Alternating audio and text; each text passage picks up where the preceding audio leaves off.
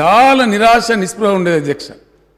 ఇంకెక్కడ తెలంగాణ ఎక్కడికి వస్తుందా, ఎవరు ఇస్తారా, జరిగే పని అవా అనే నిరాశలోనే ప్రతి వాళ్ళు మాట్లాడేది తప్పితే ఇంకొకటి లేకపోయిన ఉండే అధ్యక్ష.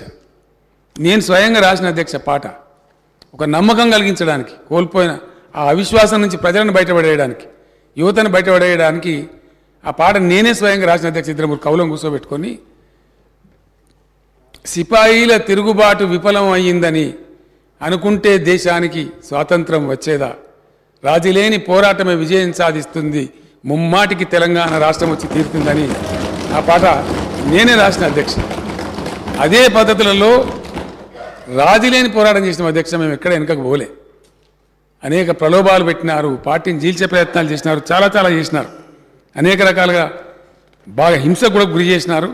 అయినా కూడా మేము ఎక్కడ ఎన్నిదిరగకుండా పోరాడినాం కాబట్టి తెలంగాణ ఇయ్యవలసి ఒక కంపల్షన్ క్రియేట్ అయింది కాబట్టి ఆ కంపల్షన్లో వచ్చింది అధ్యక్ష. దానికి సంబంధించి కొన్ని విషయాలు మర్చిపోలేము అధ్యక్ష. ఆ గాయాలు చాలా చాలా గుర్తుంటాయి. వీళ్ళు పెట్టినటువంటి గాయాలు, వీళ్ళు పెట్టినటువంటి బాధలు, ఉద్యమాన్ని అవహేళన చేసిన పద్ధతి, ఉద్యమంలో పాల్గొన్నటువంటి ఆనాటి నాయకులను అవహేళన చేసిన పద్ధతి, ఆంధ్ర నాయకులకు ఏ విధంగా వీళ్ళు తాబేదారులుగా వివరించిన పద్ధతి అందరికీ తెలుసు అధ్యక్ష. ఇదే శాసనసభలో కొన్ని సంఘటనలు జరిగినాయి అధ్యక్ష. ఇదే శాసనసభలో, ఎక్కనో కాదు అధ్యక్ష. 2004 అద్భుతంగా మేము విజృంభిస్తూ ఉన్నాం. అప్పటికి 10 సంవత్సరాలు కాంగ్రెస్ అధికారం కోల్పోయి ఒక నిరాశ అలుముకున్నది వాళ్ళ లోపల. తెలంగాణ అంటే మనకు ఏదైనా నూకలు చెల్తారని చెప్పి మేము తెలంగాణ ఇస్తాం, మనం పొత్తు కలుస్తామని మేము కలిసాం అధ్యక్ష. మంచి మాట, ఎందుకంటే ఢిల్లీకి పోవాలి, ఉద్యమం ఇక్కడనే గలీలో ఉండకూడదు, it should go to Delhi. దీన్ని తీసుకొని పోవడానికి బెస్ట్ వెహికల్ అని ఆలోచించి మేము ఆ రోజు పొత్తు కలిసినాం. కలిసిన తర్వాత అక్కడ కామన్ మినిమం ప్రోగ్రాంలో పెట్టించినాం అధ్యక్ష, చాలా కష్టపడి. ఆ తర్వాత రాష్ట్రపతి ప్రసంగంలో కూడా చెప్పించాం. ఆ తర్వాత మళ్ళీ దుకాణం మొదలవుతుంది అధ్యక్ష. మళ్ళీ పాత కథనే, కుక్కతోక వంకర అన్నట్టుగా కాంగ్రెస్ పార్టీ ఎన్ని రకాలుగా రాసి రంపాన పెట్టిందంటే, ఆనాడు ఉన్న ముఖ్యమంత్రులు మాట్లాడిన మాటలు, చేసిన అవహేళనలు మేము ఇప్పుడు మా జీవితంలో కూడా మర్చిపోం అధ్యక్ష. ఇవ్వాలనే కాదు, చరిత్ర ఉన్న రోజులు తప్పకుండా ఉంటుంది అది.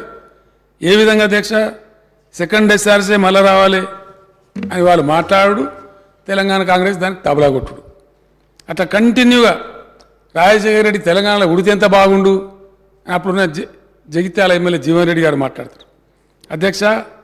ఆయన రాజశేఖర రెడ్డి గారు పోయి పోలింగ్ అయిపోయిన తర్వాత నంద్యాల ఇట్లా టైం చూసుకొని ఆ సీన్లను ఉన్నాయి అధ్యక్ష ఇప్పుడు టీవీల దగ్గర.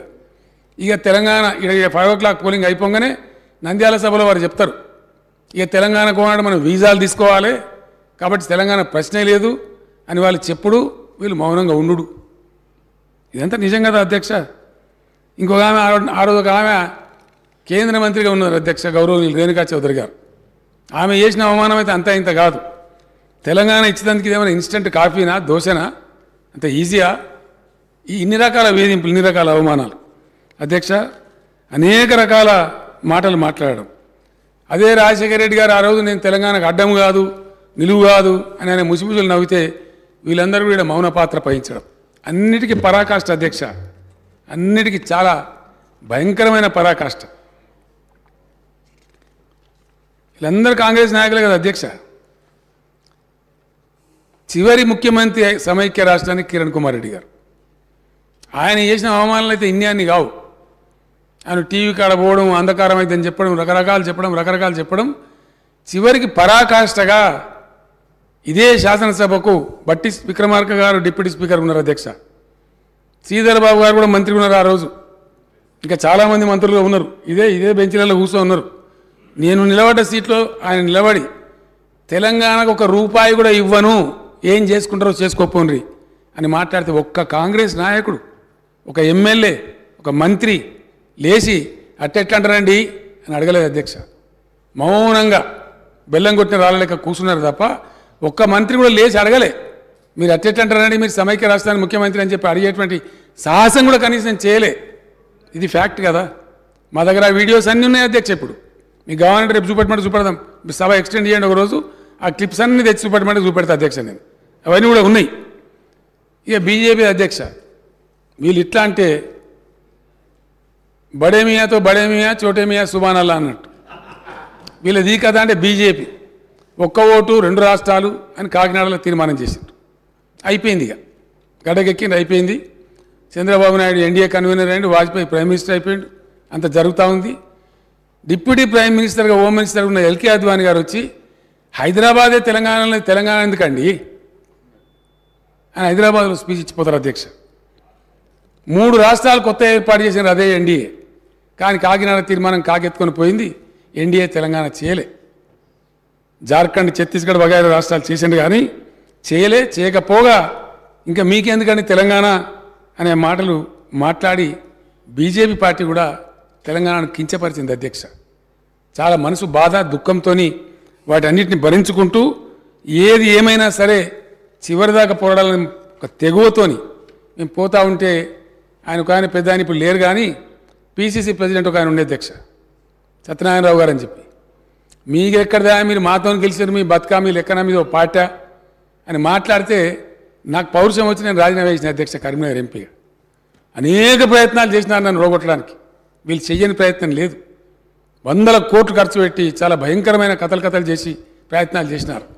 కానీ ప్రజలు, కరీంనగర్ జిల్లా ప్రజలు వీళ్ళ చెంప మీద చిల్లన కొట్టినట్టుగా నన్ను 2.5 లక్షల మేరతో గెలిపించి ఎస్ మా తెలంగాణ మాకు కావాలి అనే మాట వాళ్ళు చెప్పారు. అధ్యక్ష ఎన్ని రకాల అధ్యక్ష గోల్మాలు, ఎన్ని రకాల కింగిరాలు కొట్టడం. అసలు తెలంగాణ అంశం అంటేనే ఒక అలవోకగా అదొక ఇట్లా తీసి పాడేస్తే ఎన్నడూ ఎవరు కూడా స్పందించారు. అధ్యక్ష మాట్లాడరు, పౌరుషం లేదు. ఇదే సభలో నేను అక్కడ ఒక ఒంటరిగా ఎమ్మెల్యే ఉంటే ఆ రోజు టీఆర్ఎస్ ఎమ్మెల్యేగా గెలిచి వచ్చి ఉద్యోగాల మీద మాట్లాడుతుంటే మళ్ళీ గోల్మాలు చేయాలిగా. మళ్ళీ పిల్లలందరూ లేస్తున్నారు, అడుగుతున్నారు కేసీఆర్ ఎక్కడ పోయినా వేల కొద్ది మంది వస్తున్నారని చెప్పి గిరిగిలాన్ కమిటీ అని నోటీస్ చంద్రబాబు నాయుడు గారు.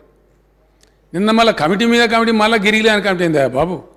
గిరిగిలాన్ కమిటీ ఎందుకే? కూతవేడు దూరంలో ఉంది సెక్రటేరియట్. 5 గంటలకు పోదాం, మన ఇద్దరం గేట్ కాడ అటో నిలబడదాము, ఒక ఆనపకాయ చేతులు పడుకుందాం చెరొకటి, వెళ్ళిన నెల ఇది ఏంద్రా అని అడుగుదాము.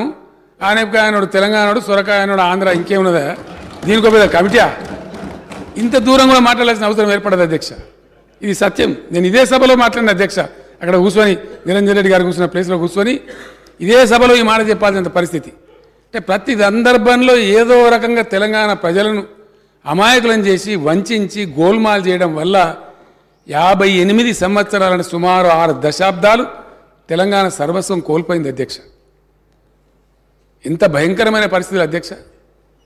ఆకలి చావులు, ఆత్మహత్యలు, వలసలు, కరెంటు కోతలు, అనేకమైనటువంటి బాధలకు 20-30 ఎకరాల భూమి ఉన్న రైతులు కూడా నల్గొండ జిల్లా, మెదక్ జిల్లా నారాయణఖేడ్ ప్రాంతం నుంచి, మహబూబ్ నగర్ నుంచి హైదరాబాద్లో వచ్చి ఆటో రిక్షాలు నడిపిన పరిస్థితి. అధ్యక్ష ఇంత దయనీయమైన పరిస్థితి, మనందరం దానికి సాక్ష్యమే.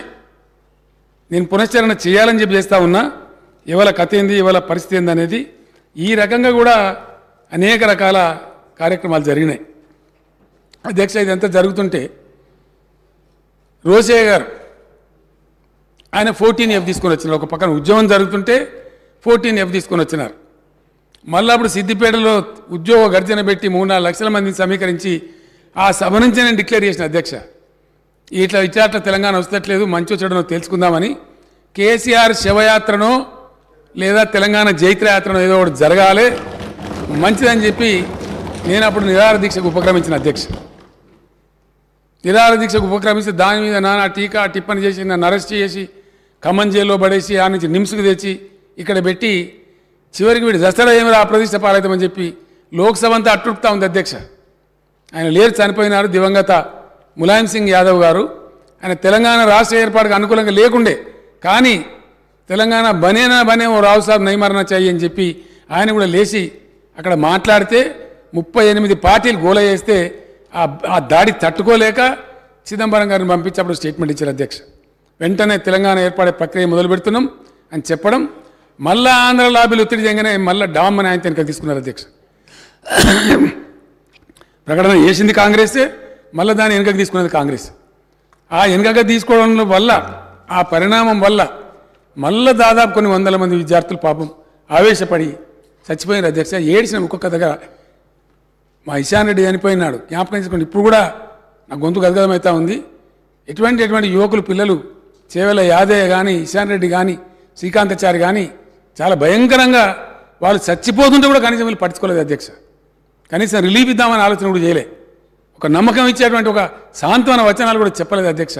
అటువంటి బాధలో ఉద్యమాన్ని చాలా తీవ్రంగా కొనసాగిస్తూ పోయినాం. ఎంత వీలైతే అంత చేసుకుంటూ పోయినాం. చివరికి ఏం జరిగింది అధ్యక్ష? రాజశేఖర రెడ్డి గారు గతించడం, ఆ తర్వాత ఆ జగన్మోహన్ రెడ్డి గారిని రాంగ్ హ్యాండిల్ చేయడం, ఆయన మీద రకరకాల వేధింపులు పెట్టడం, దాంతో ఆయన సొంత పార్టీ స్థాపించుకున్నాడు అధ్యక్ష. సొంత పార్టీ స్థాపించుకుంటే ఆ కడప పులివెందుల ఎంపీ ఉప ఎన్నిక వస్తే 4-5 లక్షల మెజార్టీతోని అక్కడ ఆయన గెలవటం, తదనంతరం 1-2 ఎన్నికల అవి కూడా స్వీప్ చేయటం, ఇంక అయిపోయింది మన పని ఆంధ్రాలో అనే ఆలోచనకు వచ్చినారు. 2014 ఎన్నికల టైంలో దేశవ్యాప్తంగా కాంగ్రెస్కి ఎదురుగాలి అధ్యక్ష. ఫలితాలు కూడా అవే వచ్చినాయి, మనందరం చూసినాం. అక్కడ ఆంధ్రాలో పోయింది. తెలంగాణలన్నా కనీసం 10 సీట్లన్నా రాకపోతే ఆ తెలంగాణ ఇస్తే అని చెప్పి ఒక రకమైనటువంటి పద్ధతిలో ఆ ఒత్తిడిలో ఇచ్చినారు తప్ప వీళ్ళు తెలంగాణ ప్రేమకి ఇయ్యలే. ఏ ఒక్కనాడు వీళ్ళకి తెలంగాణ ప్రేమ ఉన్నా ఈ పరిస్థితి వచ్చేది కాదు. తెలంగాణ ఇంత దౌర్భాగ్య స్థితిలో ఉండేది కాదు. ఎప్పుడో నదుల నీళ్ళు వచ్చి బ్రహ్మాండమైన పంటలు బండి సకల అష్టైశ్వర్యాలతో తొలతూగే తెలంగాణ. కానీ దానికి ఈ చరిత్ర ఇదంతా ఫ్యాక్ట్ అధ్యక్ష. ఎవరు ఏం చెప్పినా ఇది చరిత్రలో ఉండే సత్యం. ఆ విధంగా తెలంగాణ వచ్చింది.